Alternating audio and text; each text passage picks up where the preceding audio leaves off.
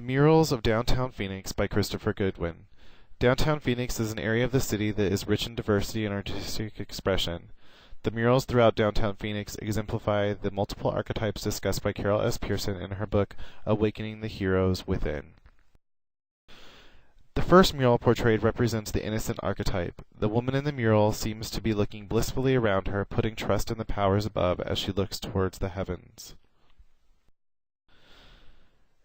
The second slide, the imagery evoked in this mural, is striking in the political context. It says, Bienvenidos de Arizona, which translates to Welcome to Arizona. The rest of the mural depicts the pyramids in Mexico, along with foliage found in the tropical regions of Mexico. This represents that the United States embraces Mexican culture, an innocent Mexican journeying to the land of plenty in the United States found through the portal of the state of Arizona. This is ironic given current legislation, but lends credence to the belief in the innocent archetype. Here in the third mural, there are two depictions of the orphan archetype. The first that drew my eye was the boy who felt separated and leaned away from the group. The second image is the little girl who is separated from her mother. She is looking to regain the comfort of her mother's arms. In this, the fourth mural, a well-known orphan is found in the story of Cinderella. Cinderella embodies the archetype of the orphan in that she wants a return to the warmth of family and support that the womb has to offer. She finds this in a protecting and helpful fairy godmother. This is also an example of the supernatural aid spoken of in the hero myth by Joseph Campbell. In the fifth mural, we are introduced to the warrior archetype. The statement on the mural is Respeto al derecho ajeno es la paz, which loosely translates into English as Respect for the rights of all is peace. This was stated by Benito Juarez, the first president of Mexico, without any European blood. Warriors seek to bring meaning to what they do, according to Carol S. Pearson in her book, Awakening the Hero Within. That is what Juarez did by making this statement after winning the presidency through rebellion. In the sixth mural, the warrior archetype is represented by the eagle. The eagle is a known warrior and predator in nature, but also symbolic of the great warriors of history, such as Zeus and many others in Native American tales. In the seventh slide, this mural is beautifully painted on the brick wall of a restaurant. There is graffiti all around her, and she is representative of the caregiver archetype. The image of the Virgin Mary is known all over the world as the ultimate caregiver, being the mother of Jesus. The story of Jesus is a monomyth according to Joseph Campbell. In the eighth slide, again we see the depiction of a mother in this mural representing the caregiver archetype. Pearson states that the caregiver will seek first to help others, and they risk themselves often in the process.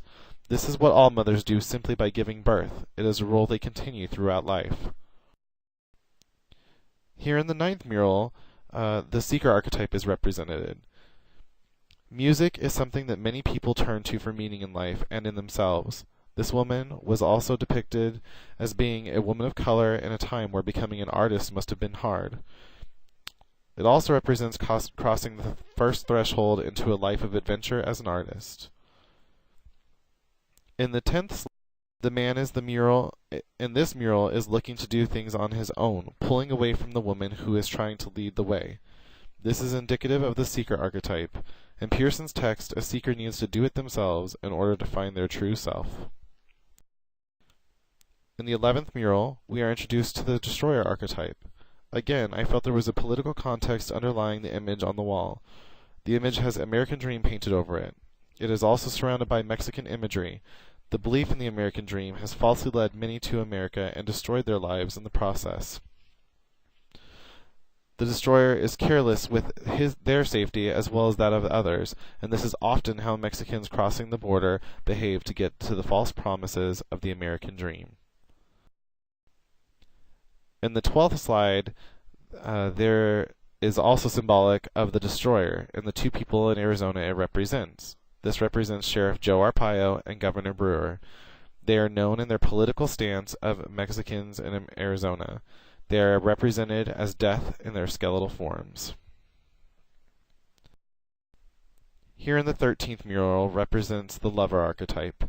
This person loves music and wants to know the bliss of that love being reciprocated. She has found this reciprocation in the music that she listens to. The mural has love painted as if that is what the picture of music is. Love between the music and the listener in a world where nothing else matters. This slide also represents the lover archetype. This picture represented the lover to me because of the two female skeletons being conjoined even in death. That is eternal love. They also have alcoholic beverages in their hands, possibly representing that they drank themselves to death together. This is a beautiful mural depicting religious iconography. It made me think of the Pope in the Catholic Church, and the church was built on the rock, which was Peter. The entire Catholic Church came from Peter. The Pope continues to create law and order within confines of the church as well.